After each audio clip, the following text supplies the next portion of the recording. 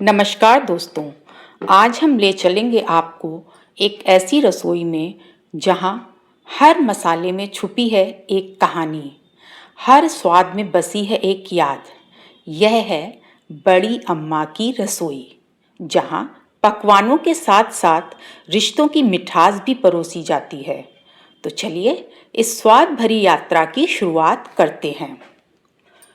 पुराने घर का आंगन नीम की छांव से ढका हुआ था। जमीन पर लाल मिट्टी की ठंडक थी और दीवारों पर वक्त की कहानियां जमी थीं। उसी आंगन के एक कोने में बैठती थी बड़ी अम्मा। एक हाथ में पंखा, दूसरे में वो सारे का तख्त और आंखों में ढेरों अनुभव। बड़ी अम्मा की उम्र किसी को नहीं मालूम थी, मगर उनकी आंखों में गहराई ऐसी थी जैसे सब कुछ देखा हो। बंटवारा, बेमौसम बरसात, मेले और मेहमानों से भरे आंगन। उनकी रसोई किसी मंदिर से कम नहीं थी। सुबह सबसे पहले वो तुलसी में पानी देती, फिर मिट्टी के चूल्हे पर तवा चढ़ता।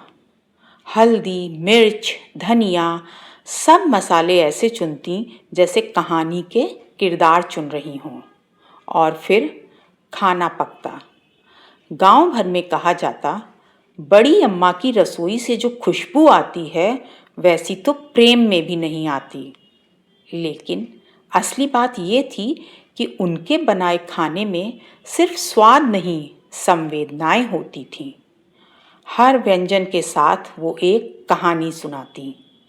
सरसों की सब्जी बनाते हुए बताती कैसे बर्फीली रात में ननद ने अंगीठी के पास बैठकर पहली बार कविता सुनाई थी। पूड़ियाँ तलते हुए याद आता कैसे एक बार मामा जी बिना बुलाए बारात में पहुंच गए थे और सेवैयाँ पकाते वक्त उनकी आवाज़ धीमी हो जाती। ये नानी की रेसिपी है, वो तो बस एक बार ही बनाकर गई थीं। पोते पोतियाँ जो मोबाइल के आदी हो चले थे, जब अम्मा की कहानियाँ सुनते तो धीरे धीरे स्क्रीन से नज़र हटती और वो पूछ बैठते, फिर क्या हुआ बड़ी अम्मा?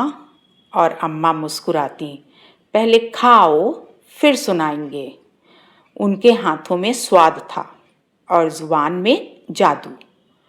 कई बार लगता था जैसे उनकी कहानियों से ही खाना बनता है।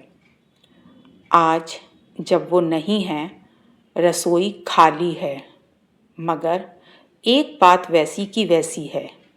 जब भी हल्दी की खुशबू आती है, कोई कहता है, बड़ी अम्मा की रसोई फिर से जिंदा हो गई क्या?